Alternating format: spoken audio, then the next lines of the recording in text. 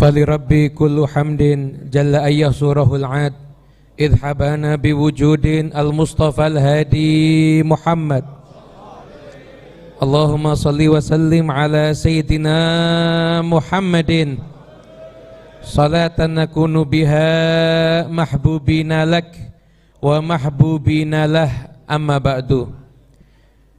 Hadirin yang dimuliakan Allah Subhanahu wa taala, para habaib, para alimul ulama, para kiai, khususnya keluarga besar dari Al-Habib Muhammad Al-Jufri, dan semua sesepuh para habaib yang lainnya yang enggak bisa saya sebutkan namanya satu persatu, para asatid utamanya. Semoga pagi hari ini kita yang mengenang detik-detik kelahiran daripada junjungan kita Nabi besar Muhammad SAW mendapatkan keberkahan dari Allah Subhanahu wa taala. Nabi Muhammad SAW adalah manusia yang memang zatnya itu mulia.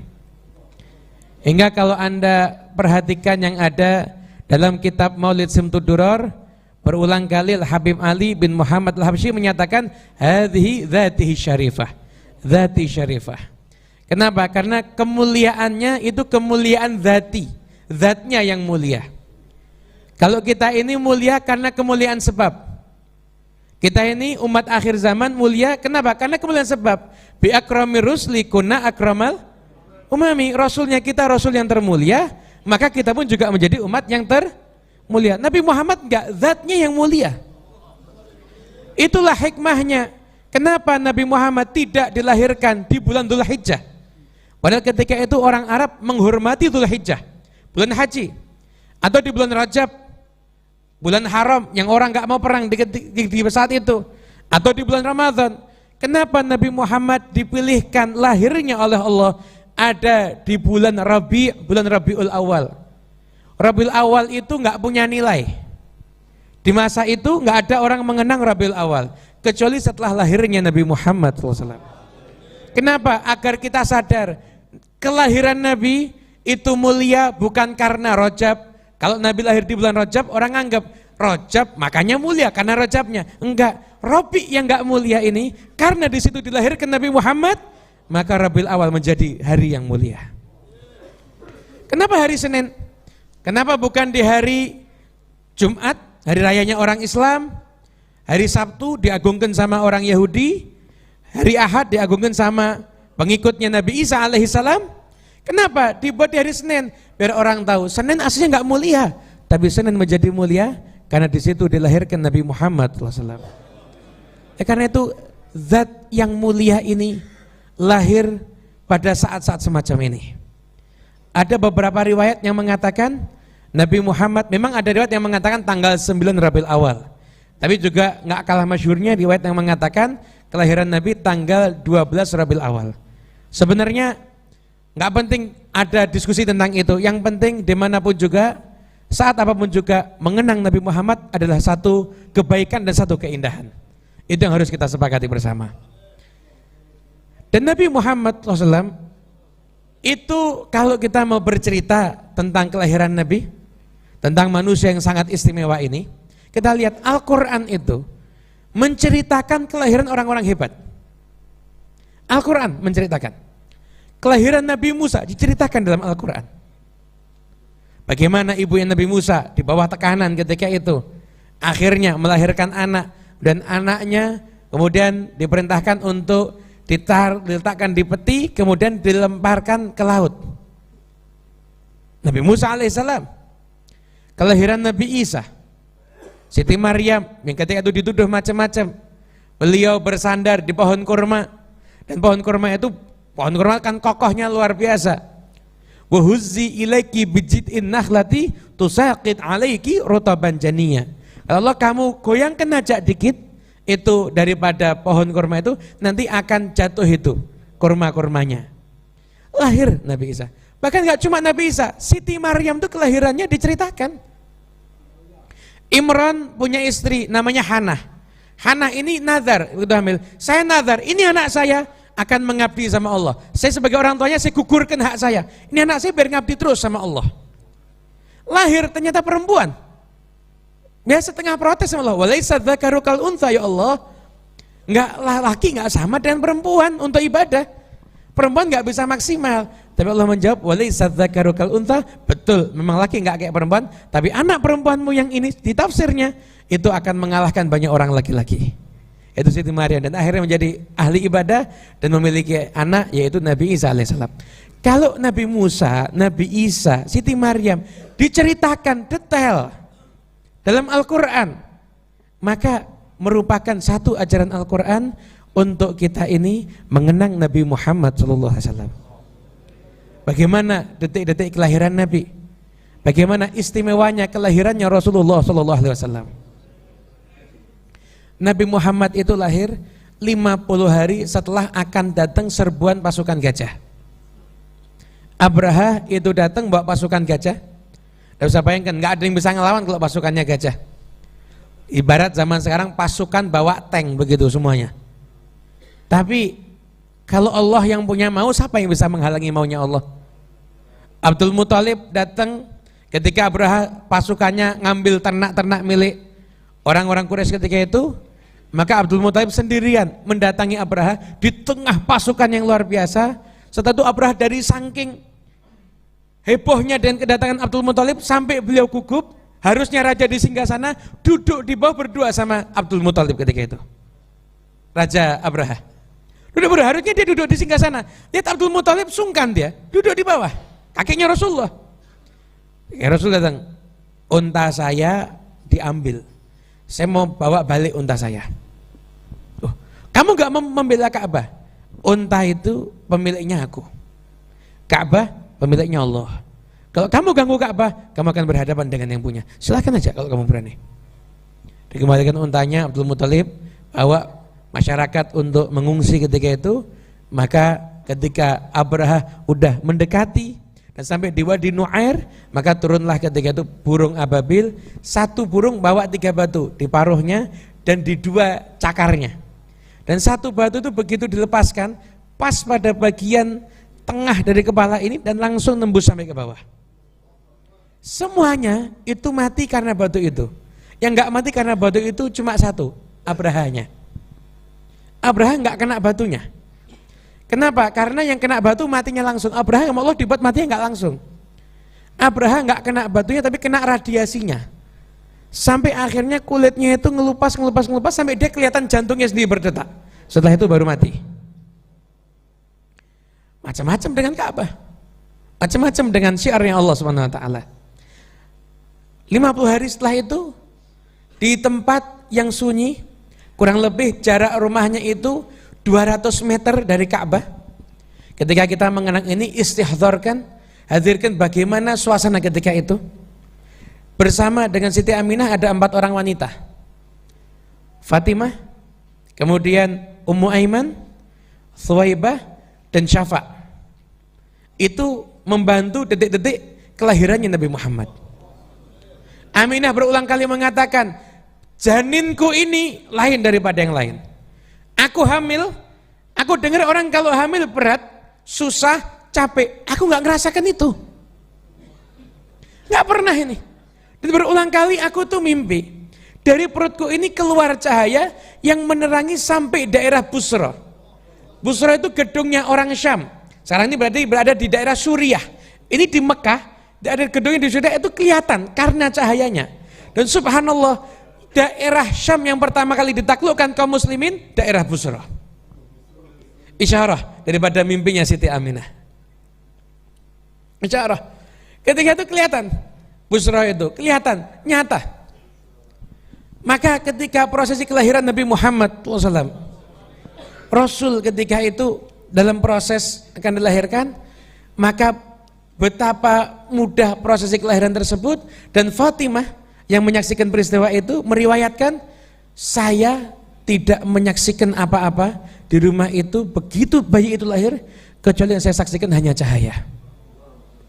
Cahaya sangat terang yang menerangi rumah itu. Kemudian aku baru berusaha melihat bayinya, dan bayi itu lahir dalam posisi tangannya menunjuk ke arah atas.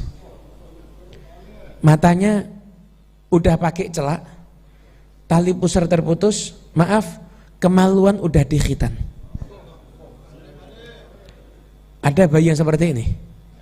Ada yang bilang ini manusia biasa? Apakah ini manusia biasa? Mana manusia yang lahir udah dalam keadaan mata bercelak, tali pusar terputus, kemaluan terkhitan, dan menunjuk ke arah atas, menunjukkan bahwasanya kedudukannya akan tinggi dan menjulang tinggi terus kedudukan Nabi Muhammad SAW. Isyarah. Hadirin yang Allah Subhanahu Wa Taala, subhanallah, ahli sejarah sangat jeli membahas hal ini. 4 orang wanita yang ikut membantu prosesi kelahiran Nabi Muhammad itu semua hidupnya berkah. Semua hidupnya berkah. Fatimah itu punya anak Utsman bin Abil As. Utsman bin Abil As ini seseorang yang soleh yang ditunjuk oleh Nabi Muhammad menjadi imam. Anta imamu qaumik. Engkau adalah imam untuk kaummu. Utsman bin Abil As. Kemudian juga Thuwaibah itu budak, karena membantu kelahiran Nabi dimerdekakan sama Allah. Kemudian Ummu Aiman itu sahabat Nabi yang ngelihat Nabi lahir sampai Nabi beriman, sampai Nabi dewasa, ketemu sama Nabi. Ummu Aiman nih. Jadi sahabat yang ketemunya sama Nabi terlama Ummu Aiman, dari lahirnya Nabi udah ada kok dia. Ummu Aiman budak dimerdekakan, dapat pasangan hidup yang soleh, Zaid bin Harithah. Punya anak Usamah bin Zaid. Usamah bin Zaid ini panglima perang termuda yang ditunjuk langsung sama Nabi Muhammad, dan di bawah pimpinan beliau Sayyidina Abu Bakar As-Siddiq dan Sayyidina Umar bin Khattab. Apa julukannya Usamah bin Zaid? Hibbu Rasulillah, kecintaannya Rasulullah. Lahir dari perempuan yang menyaksikan proses kelahiran Nabi Muhammad. Dan Syafa itu ibunya Abdurrahman bin Auf. Abdurrahman bin Auf ini sahabat yang dapat bisyarah akan masuk surga. Masuk surga. Dan Abdurrahman bin Auf menjadi seseorang yang Masya Allah kaya raya. Kaya raya luar biasa Abdurrahman bin Auf. Ibunya menyaksikan kelahiran Nabi Muhammad. Karena itu kalau kita ingin pasangan hidup yang baik, terlepas dari semua ikatan kehidupan, keturunan yang soleh, harta yang berkah dan berlimpah ruah, sering-sering kita mengagungkan kelahiran Nabi Muhammad agar kita mendapatkan keberkahan sebagaimana didapatkan oleh wanita-wanita tersebut. Dan alhamdulillah kita pagi hari ini berkumpul bersama, kita gembira dengan kelahiran Nabi. Insya Allah kita akan dapat sebagaimana didapatkan oleh wanita-wanita solehah tadi. Amin ya Rabbal. Hadirin yang dimuliakan Allah Subhanahu Wa Taala, masa kecil Nabi bukan tanpa tantangan atau rintangan. Siti Aminah itu nggak bisa nyusui, kurang gizi, nggak bisa nyusuin ketika itu. Kemudian setelah itu juga Thuwaibah nyusuin sebentar. Hingga akhirnya adat ketika itu anak itu dibawa sama yang ibu-ibu yang menyusui, ibu-ibu susu. Datanglah ketika itu dari Bani Sa'ad bin Bakar. Bani Sa'ad bin Bakar ketika itu datanglah rombongan untuk ke Mekah. Kurang lebih beberapa hari setelah kelahiran Nabi. Datang ke sana, dan di antara rombongan itu yang paling menderita adalah seorang wanita yang bernama Halimah yang mengajak suaminya dan 1 orang anak yang masih kecil. Halimah itu malam terakhir sebelum berjumpa dengan Nabi Muhammad, semalam nggak bisa tidur. Halimah itu udah nggak ada yang dimakan, nyusui anaknya nggak bisa, udah nggak keluar lagi air susunya.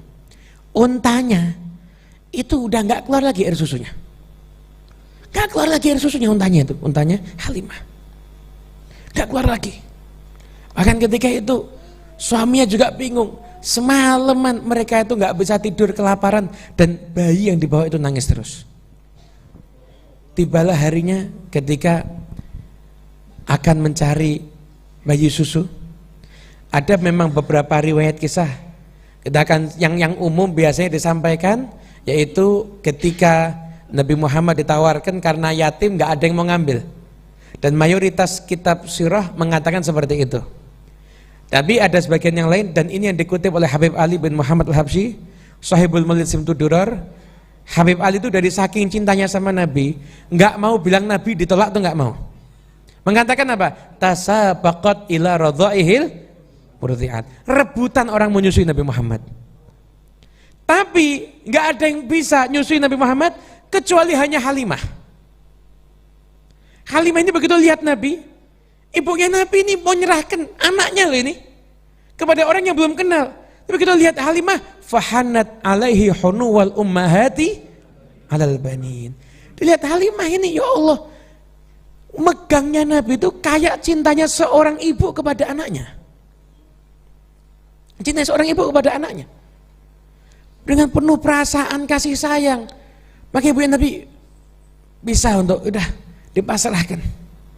Dibawa Nabi Muhammad ketika itu bersama dengan Halimah Sa'diyah.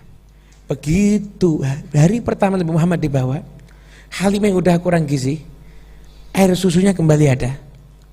Dan untanya yang udah gak keluar air susu, untanya bukan keluar lagi, berlimpah air susu. Suaminya Halimah bilang apa? Wallahi Halimah, anak yang kamu ambil ini barokah. Anak yang kamu ambil ini barokah. Jalan Halimah bawa Nabi Muhammad, dan diriwayatkan selama perjalanan itu mendengarkan bebatuan mengatakan assalamu alayka ya Rasulullah. Assalamu alayka ya Rasulullah. Hadirin yang dimuliakan Allah, batu yang mengucapkan salam gak akan terlupakan dalam sejarah.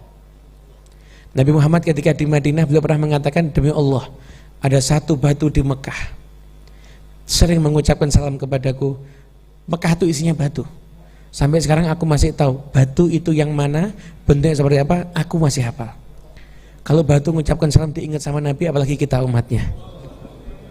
Makanya jangan pernah kita berpikir cinta kita nggak akan terbalas. Enggak, cinta kita akan dibalas sama Nabi Muhammad. Asalkan kita cinta. Begitu kita itu rindu sama Rasulullah, kita harus tahu, maka Rasulullah sudah lebih merindukan kita. Rasulullah lebih merindukan kita semuanya. Yakinlah majelis ini akan nyambungkan kita dengan Nabi Muhammad insyaallah. Dibawa sama Halimah. Halimah begitu bawa Nabi Muhammad, mengatakan malam sebelumnya itu malam terburuk dalam kehidupannya, malam berikutnya malam-malam terindah dalam kehidupan Halimah. Enggak pernah ada susah di rumahnya. Enggak pernah ada sedih di rumahnya. Enggak pernah ada hal yang enggak enak di rumahnya. Halimah itu berangkat, untanya paling belakang. Udah paling lemah. Pulang, untanya paling depan. Untanya paling depan. Faqad atat wa syarifuha wa atanuha dha'ifatan wa rajat wa huma lidawa bil qafilati. Berangkatnya lemah, dha'ifatan, lemah ini dua-duanya. Pulangnya lidawa bil qafilati asbiqat, dibalap semuanya itu. Sampai orang-orang yang dibalap sama Halimah mengatakan apa? Halimah, ini ontanya beli lagi di Mekah. Enggak, ini yang sama kayak yang kemarin. Kok beda?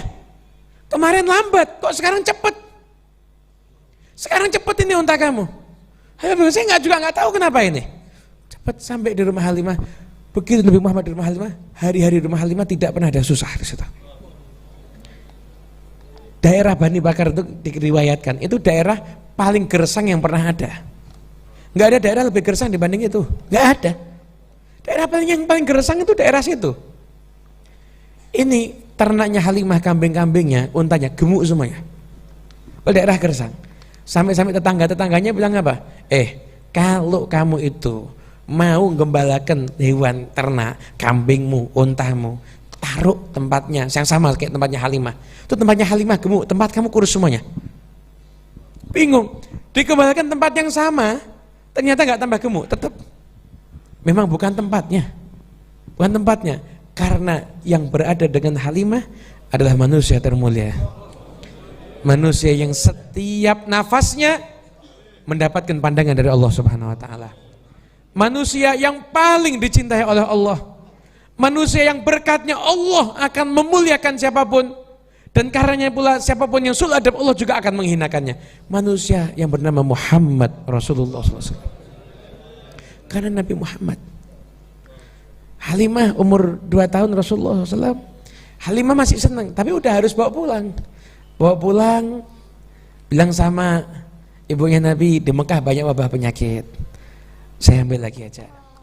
Dibawa kembali, baru sebentar terjadilah proses pembelahan dada. Maka ketika itu Halimah ketakutan, hatinya nggak pengen pisah dengan Nabi Muhammad, tapi khawatir kalau terjadi sesuatu. Maka dikembalikan kepada ibunya. Setelah Halimah sedih dan Halimah menganggap takut dari sesuatu, Tapi sesungguhnya Nabi Muhammad berada dalam perlindungan Allah Subhanahu wa taala. Berlalu masa Nabi Muhammad bersama dengan ibunya, anak umur 4 tahun. Anak ini terlahir yatim. Anak ini nggak pernah lihat ayahnya. Anak ini nggak pernah memanggil wahai abah, nggak pernah. Paling asyaddul yutum, paling beratnya yatim ada seorang anak yang lahir udah nggak pernah lihat bapaknya. Dan itu dialami oleh Nabi Muhammad. Itu dialami oleh Rasulullah. Nggak lihat. Umur 6 tahun ketika itu dibawa Nabi Muhammad SAW oleh ibunya, ayo kita ziarah ke makam ayahmu, kita kunjungi saudara ayahmu yang ada di Madinah. Anda bisa bayangkan betapa mulianya Aminah.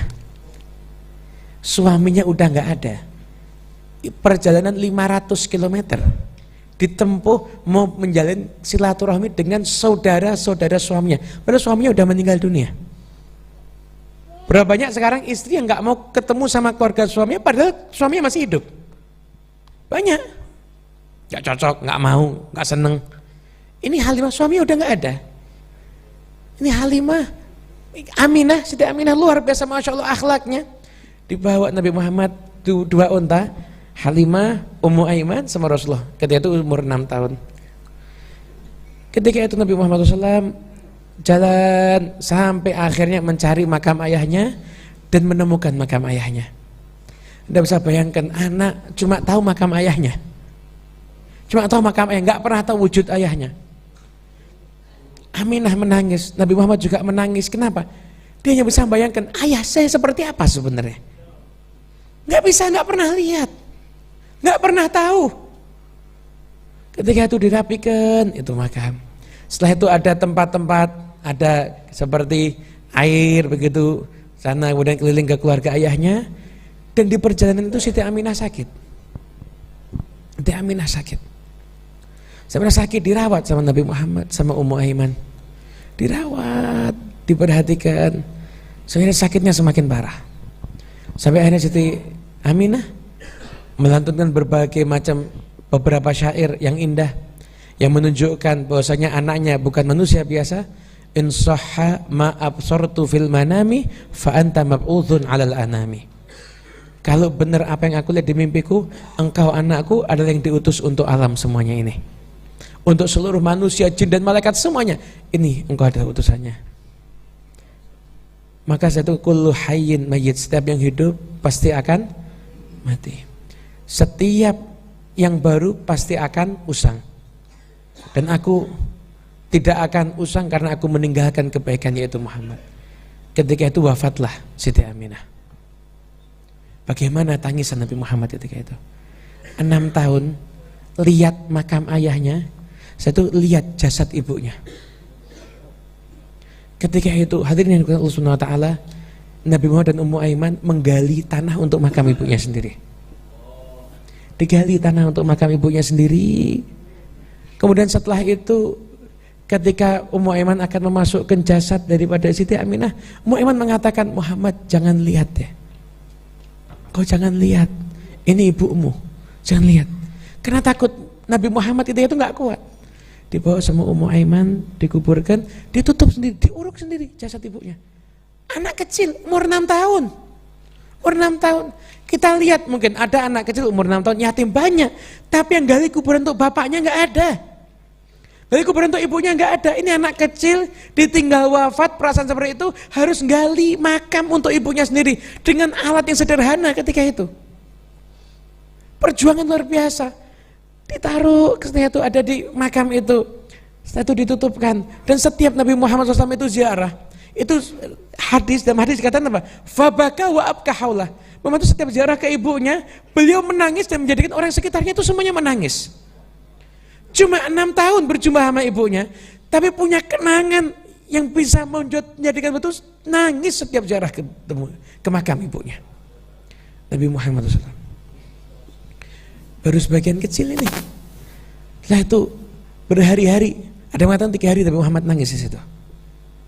6 tahun, nggak punya ayah, nggak ada ibu. Pulang. Sampai ke tempatnya Abdul Muthalib. Buka pintu, Abdul Muthalib kaget. Aina ummuk? Mana ibu kamu? Mana ibu kamu? Dijawab oleh Ummu Aiman, ibunya udah meninggal dunia. Abdul Thalib peluk, engkau anakku. Engkau anakku. Peluk. Bayangkan Abdul Muthalib betapa hancurnya perasaannya. Cucunya disayangi, nggak ada ayah, nggak ada ibu, nggak ada ayah, nggak ada ibu. Tapi inilah manusia yang termulia, inilah manusia yang termulia. Hadirin doa Allah Subhanahu Wa Taala, Nabi Muhammad SAW hidupnya apabila kita ceritakan, kita akan menyaksikan nggak ada orang diuji sebagaimana ujian Nabi Muhammad, nggak ada. Nggak ketemu ayah. Umur 6 tahun ditinggal wafat sama ibu. Dirawat kakek umur baru 2 tahun kakek meninggal dunia. Dibela paman meninggal dunia. Kehilangan istri. Kehilangan istrinya yang membantu, situ aja kehilangan. Kehilangan 3 anak laki-lakinya. Kehilangan anak perempuannya. Anak perempuannya diceraikan di hadapannya. Diusir, dilempari batu. Ketika Nabi Muhammad itu dilempari batu sampai berdarah-darah ketika itu. Kemudian duduk istirahat dengan Zaid bin Harithah sampai malaikat datang bilang, kita akan hancurkan. Enggak, semoga nanti dari sulbi mereka akan muncul orang-orang yang beriman. Ketika itu Zaid bin Harithah bilang, ini Nabi Muhammad mau kemana? Setelah Nabi bilang, ayo kita kembali ke Mekah. Saya bilang, ya Rasulullah, mau ke Mekah lagi? Engkau diserang, engkau disakiti, engkau mau kembali ke Mekah lagi? Dia mengatakan, Zaid, kamu jangan khawatir. Nabi ini akan selalu ditolong oleh Tuhannya. Kembali ke Mekah dakwah lagi. Ke orang-orang yang dulu menolak beliau. Orang-orang yang dulu menyakiti beliau. Orang-orang yang dulu menghina beliau. Diusir. Mau ke Madinah, dikejar-kejar. Sampai di Madinah berjumpa dengan orang Yahudi, musuh dalam selimut. Istrinya difitnah selingkuh. Anda mau cari ujian model apa? Anda mau ujian model apa? Siti Aisyah meriwayatkan, Nabi Muhammad ketika meninggal dunia tidak pernah meletakkan bata di atas bata, nggak pernah sempat bangun rumahnya. 2 bulan nggak ada yang dikonsumsi. Ini kehidupan manusia yang termulia. Makanya kalau di dunia ini ada yang boleh mengeluh, yang paling layak mengeluh Nabi Muhammad, tapi beliau nggak pernah mengeluh. Yang kita alami nggak ada apa-apanya dibandingkan Nabi Muhammad. Ini berapa keluhan kita setiap harinya? Kalau kita ganti keluhan kita dengan istighfar, maka pertolongan Allah akan datang sebelum kita sempat mengeluh, insya Allah. Kalau ada yang boleh mengeluh di dunia ini, yang layak untuk mengeluh adalah Nabi Muhammad SAW. Ngalami macam-macam Rasulullah, ngalami macam-macam. Nabi Muhammad ngalami urusan rumah tangga, ya Allah. Rumah tangga Nabi bukan dikira hal yang enteng. Dialami sama Nabi berat urusan rumah tangga itu. Nabi itu menikah dengan macam-macam wanita yang memang hikmahnya luar biasa. Nabi bukan senang sama perempuan. Salah besar. Saat ini ada orang-orang di luar Islam yang menggaung-gaungkan Nabi Muhammad itu senang sama perempuan karena nikah banyak. Nabi itu perang itu puluhan kali. Mana ada waktu bersenang-senang sama istri? Nabi Muhammad nikah dengan siapa? Nikah dengan perempuan yang kaya, pernah. Nikah dengan perempuan yang miskin, ada. Nikah dengan perempuan yang tinggi, ada. Perempuan yang pendek, ada. Nikah dengan anak sahabatnya, iya. Nikah dengan anak musuhnya juga, iya. Kenapa? Karena agar mereka semuanya bisa meriwayatkan kehidupan Nabi, sehingga kita ini bisa dengar. Nikah sama yang tua, ada. Nikah sama yang muda, ada. Baik, kita bisa dengar bagaimana kehidupan keseharian Rasulullah. Istrinya Nabi cuma 1, nggak ada yang bisa tahu apa yang dilakukan sama Nabi di dalam rumah. Karena istrinya Nabi ada beberapa, maka kita bisa tahu bagaimana kehidupan Nabi. Nabi Muhammad bukan senang perempuan, nggak ada kesempatan untuk bersenang-senang dengan istri. Beliau perang, dakwah, perang terus itu, seperti itu yang dilakukan sama Nabi. Kapan waktu untuk berduaan sama istrinya? Nggak ada, jarang sekali. Dan beliau mengalami problematika rumah tangga macam-macam. Pernah beliau ketika itu mendapatkan hadiah Maria Al-Qibtiyah. Nabi senang, ketika itu Nabi berkumpul sama Maria di rumahnya Hafsah. Hafsah tahu marah, istri Nabi marah. Dan Nabi menyendiri 1 bulan di gua. Dan ketika itu Maria Al-Qibtiyah hamil Ibrahim, anaknya Nabi Muhammad. Tapi karena kondisi nggak kondusif, kehamilannya dirahasiakan. Bayangkan wanita hamil seharusnya bahagia, ini wanita hamil tapi ketakutan. Ini ketakutan keluarga Nabi Muhammad nih. Ketika Nabi Muhammad udah kembali, Nabi Muhammad seneng-senengnya ketika itu mendapatkan putra, mendapatkan kabar anakmu ini akan meninggal dunia. Dan akhirnya benar, Nabi Ibrahim putra Rasulullah SAW itu meninggal dunia. Nabi mengatakan, Nabi Ibrahim, air mataku menetes, hatiku bersedih, namun aku tidak akan mengucapkan apapun juga kecuali yang mendatangkan keridhaan Allah Subhanahu wa taala. Hadirin yang Allah Subhanahu wa taala, kalau memang ada di dunia harus mengeluh, maka yang paling layak mengeluh adalah Nabi Muhammad SAW. Oleh karena itu, insyaallah majlis yang ada di kesempatan kali ini bisa menyebabkan kita semakin dekat dengan Nabi. Alhamdulillah di masjid ini akan dibangun untuk tahfidz, dan memang saat ini yang harus memegang tahfidz itu adalah orang yang mencintai Nabi Muhammad. Biar Al-Quran itu akan sinkron apabila disatukan dengan kecintaan kepada Rasulullah SAW. Semoga Allah turunkan berkah di majelis pada malam hari ini. Allah sambungkan hati kita dengan Rasulullah, dan Allah jadikan kita semuanya menjadi umat yang dicintai Nabi Muhammad. Semoga kita dipandang oleh Nabi Muhammad dan kita bisa memandang Nabi Muhammad.